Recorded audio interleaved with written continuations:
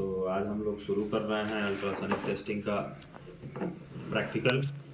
इसमें सबसे पहले हम इक्विपमेंट से परिचित हो जाएं। तो ये हमारा यूएफडी है, अल्ट्रासोनिक फ्लो डिटेक्टर।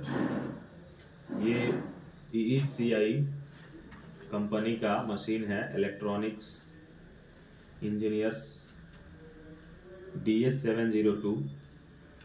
ठीक है, इसका यूजर मैनुअल भी दिया है जिसमें आप यहाँ से भी बहुत सारा चीज़ सीख सकते हैं, बट मैं डायरेक्ट इसको बताऊंगा। इस कंपनी का शॉर्ट नेम EECI है और ये एडवांस मशीन है। तो इसमें ये सबसे ऊपर वाला बटन दिया है जिससे हम मशीन को चालू कर सकते हैं। ठीक है, बाकी ये कर्सर जो है अप डाउन करने के लिए है, ये इंटर बटन है। ये कर्सर जो है आगे पीछे करने के लिए है, और ये कर्सर जो है इस स्विच से हम डीबी को बढ़ा घटा सकते हैं। इसको दाबने के बाद से ही डीबी कम ज़्यादा हो सकता है। ठीक है, ये हमारा जो है V2 ब्लॉक है। ये V2 ब्लॉक जो है छोटा सा ब्लॉक है, ये साइट पे कैलिब्रेशन करने के लिए इक्विपमेंट को प्रयोग किया जाता है। और ये है V1 ब्लॉक। V1 ब्लॉक जो है इसका भी प्रयोग साइट पे किया जाता है। इसमें बहुत सारा फीचर्स हैं। जैसे इसमें हमारा 2 रेडियस है 25-50 और इसका थिकनेस 12.5 mm है। तो इस पे हम नॉर्मल बीम प्रोब का कैलिब्रेशन कर सकते हैं, एंगल बीम प्रोब का कैलिब्रेशन कर सकते हैं। लेकिन अगर नॉर्मल बीम प्रोब का डेट जो जानना हो तो वो V1 से ही क्लियर होगा, क्योंकि यहाँ पे 5 mm और 10 mm का डिस्टेंस बनाया गया है। फिर से नॉर्मल बीम प्रोब का रिजोल्यूशन चेक करना हो तो यहाँ पे एक डिफेक्ट बनाया गया है, जहाँ यहाँ से लेके 85 mm, इधर 91 mm, इधर 100 mm होगा, और इसका थिकनेस 25 mm होता है। इसके बाद से हमारा नॉर्मल बीम प्रोब है 4 मेगाहर्ट्ज का। बेसिक जो यूटी करने के लिए हमको चाहिए। उसके बाद से हमारा पीआर प्रोब है 4 मेगाहर्ट्ज का।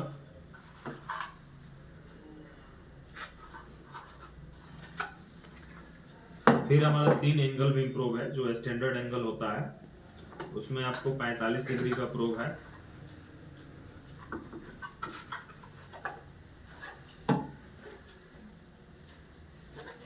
70 डिग्री का प्रोब है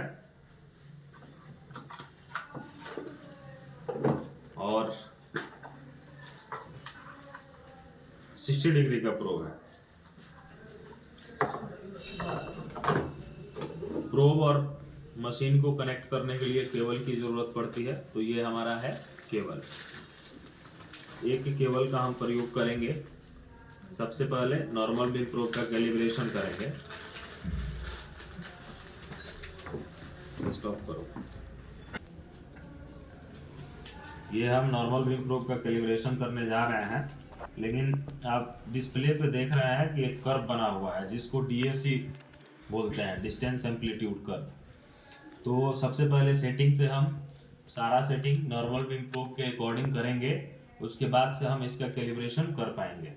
और यहाँ पे कैलिब्रेशन हम लोग नॉर्मल बीम प्रोब का V1 ब्लॉक पे भी देखेंगे, V2 ब्लॉक पे भी देखेंगे। तो सबसे पहले हम सेटिंग करेंगे। इंटर बटन को 2 बार दबाएंगे, फिर हमारा डिस्प्ले आएगा।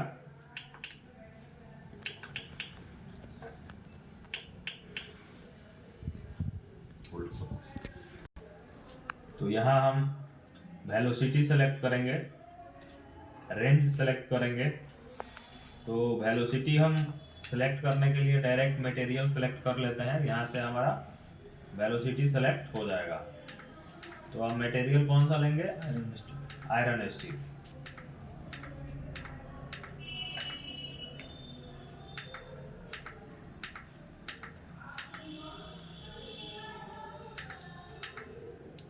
ठीक है,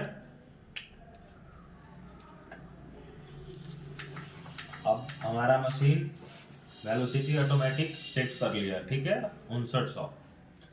हम इसको 59-20 रखते हैं, क्योंकि इसमें एक हम शू लगाते हैं जिसको परपेक्स बोला जाता है, इसलिए वेलोसिटी को थोड़ा सा इंक्रीज किया जाता है। ठीक है, तो इसको हम कर लेंगे 59-20।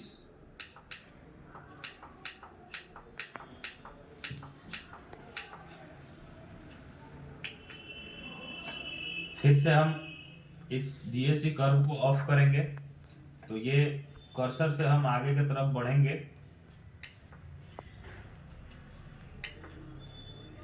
और यहाँ हम एंगल को 0 कर देंगे।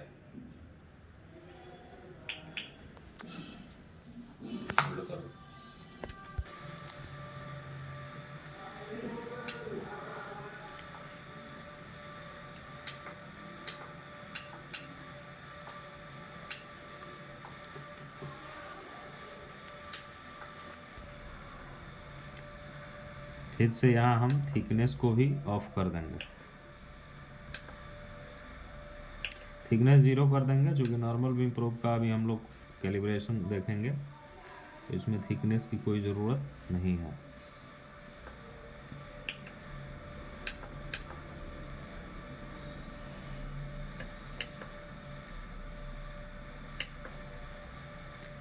गेट हमारा 1 चालू रहेगा।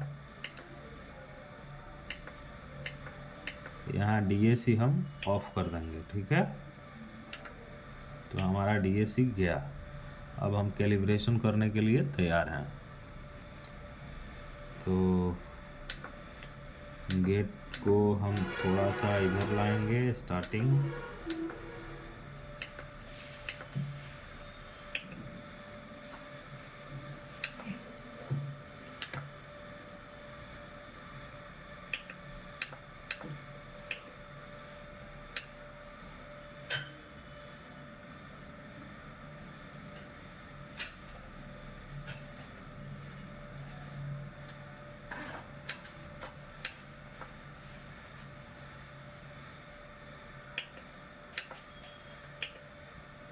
को हमारा आ रहा है। ठीक है, लेकिन हमारा फार्मूला क्या है, कैलिब्रेशन करते वक्त सबसे पहले रेंज बट्टा थिकनेस होता है। तो रेंज हमारा 100 है, थिकनेस इसका 25 है, तो कितना इको आना चाहिए? 4। लेकिन फर्स्ट बैक वाली को कहाँ से आना चाहिए? 25 से। कहाँ से आना चाहिए? 25। आ कहाँ से रहा है? 15 18 होना चाहिए 25 से। ठीक है, प्रोब 0 से इसको सेट कर लेंगे।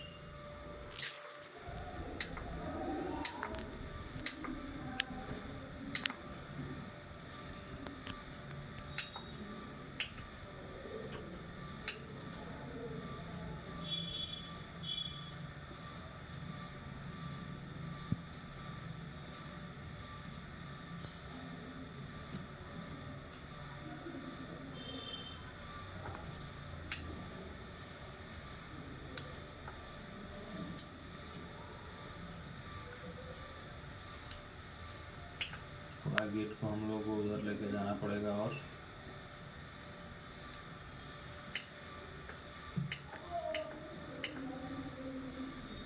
प्रोब 0 करेंगे।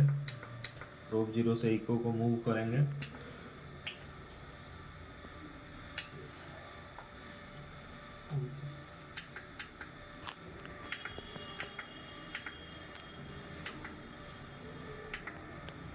अब हमारा फर्स्ट 25 पे है, दूसरा 50 पे है, तीसरा 75, चौथा 100 पे है। हम ये एक एक करके भी चेक कर सकते हैं, एक एक करके भी चेक कर सकते हैं इसको।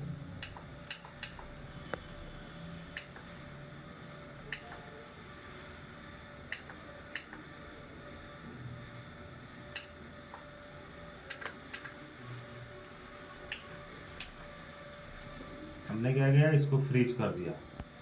अब एक एक इको भी हम चेक कर सकते हैं आराम से।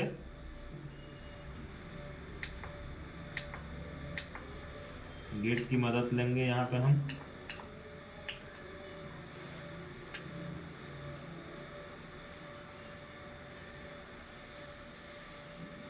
दूसरा हमारा देखिए 50.1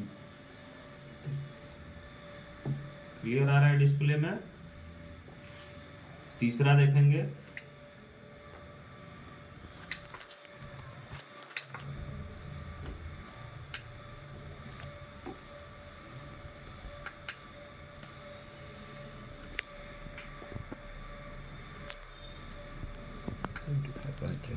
पच्चीस 75.03 का डिफरेंस है। 0.3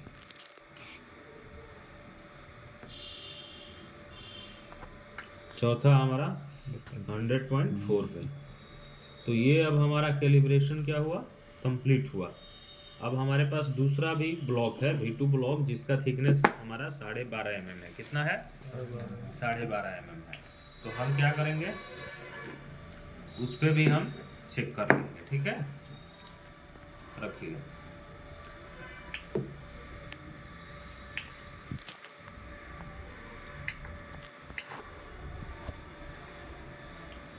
अनफ्रीज करेंगे इसको।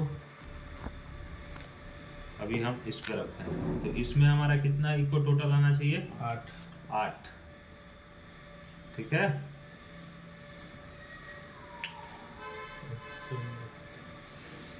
1 2 3 4 5 6 7 8। इसमें भी हमारा टोटल 8 इको आ रहा है। अब यहाँ भी हम गेट से उस चीज को चेक कर सकते हैं।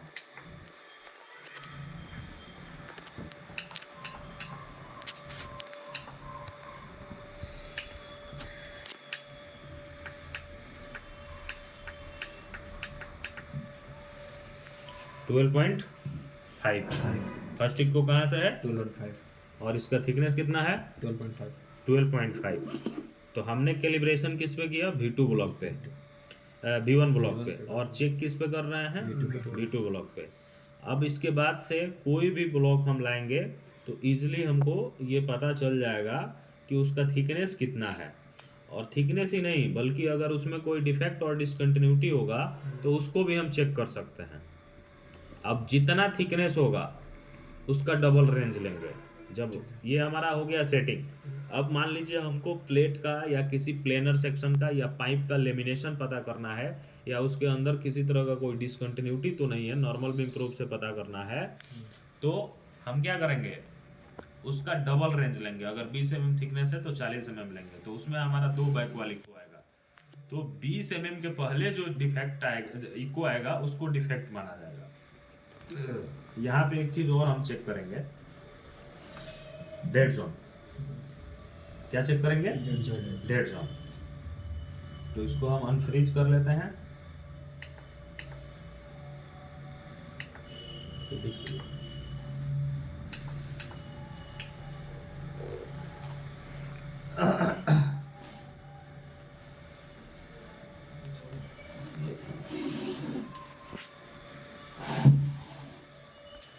तो यहां से ये 5 mm है, वायल यहाँ गिराइए।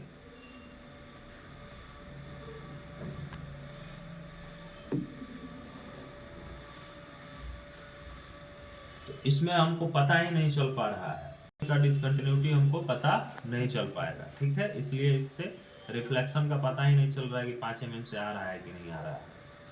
Is it clear? लेकिन यहाँ देखिए 100 mm का रिफ्लेक्शन शो कर रहा है।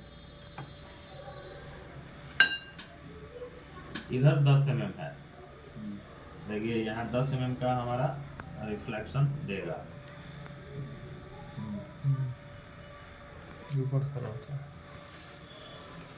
बहुत ज़्यादा डीबी है, डीबी को थोड़ा सा हम कम कर लेंगे।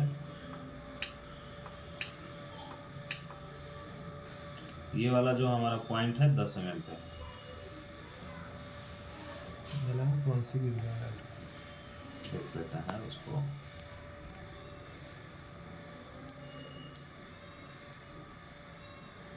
ठीक है, 10 mm से आ रहा है रिफ्लेक्शन, यानी 10 mm तक के डिसकंटिन्यूटी को ये कैच कर सकता है।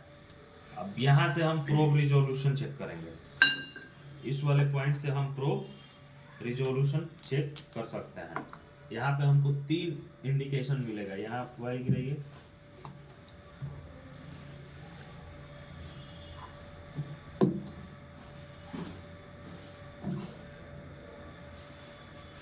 यहाँ हमको थोड़ा सा डीपी बढ़ाना पड़ेगा देखने के लिए।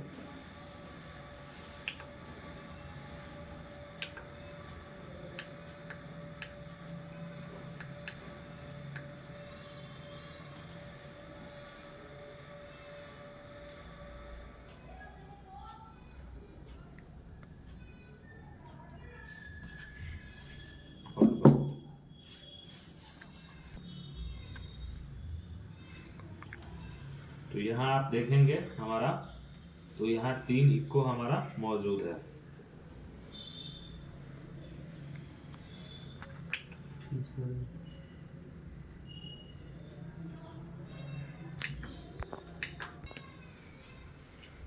अभी हम इसको मूव करके देख सकते हैं इजली कि प्रोब रिजोल्यूशन हमारा सही है कि नहीं। तो इसमें क्या है, इसमें हमारा 3 थिकनेस यहाँ पे बन रहा है, एक 85, एक 91 और एक 100।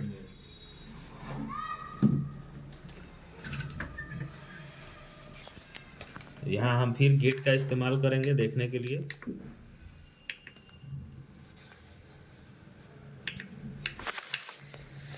गेट को मूव करेंगे आगे की तरफ।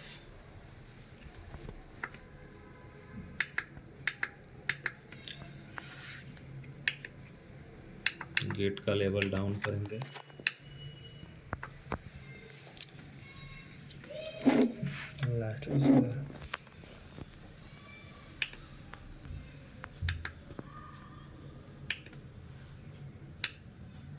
विड्थ कम कर देंगे।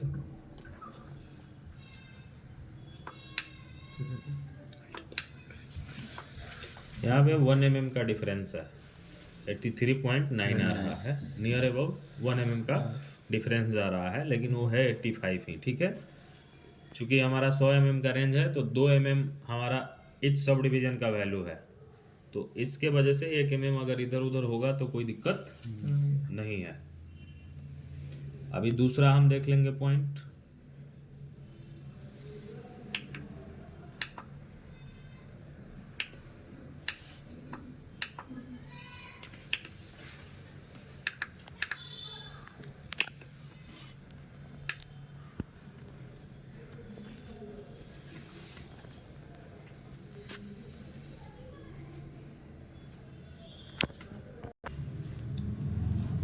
पहला 85 पे था, दूसरा हमारा 91 पे होना चाहिए, लेकिन 90.2 पे है, 0.8 mm का डिफरेंस है।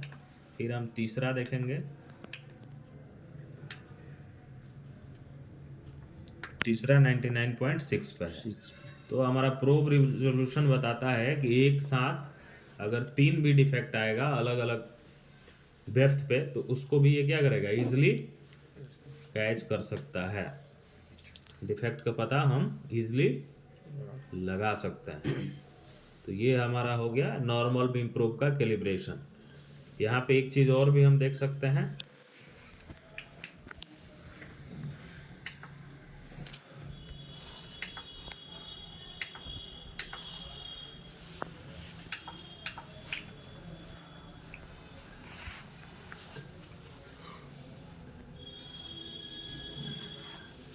मोबाइल दीजिए।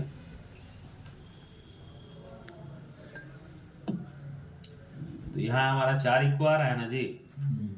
परफेक्ट से हम वेलोसिटी कंपेयर करेंगे।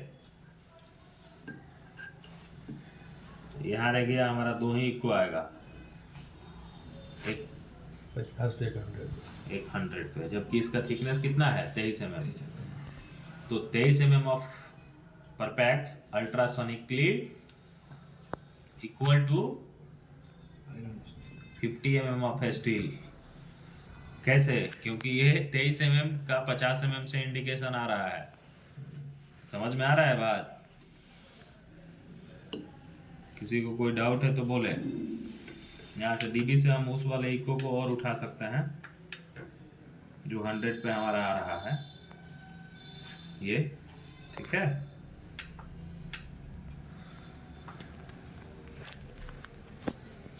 तो ऐसा हम क्यों बोलते हैं?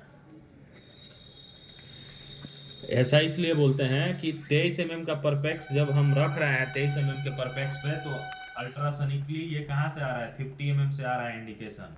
जबकि स्टील में हम 50 mm पे रखेंगे तो क्या होगा, 50 mm से ही आएगा। ऐसा क्यों हो रहा है, क्योंकि इसका वेलोसिटी डिफरेंट है। Is it clear? तो अल्ट्रासोनिकली दोनों एक समान हुआ।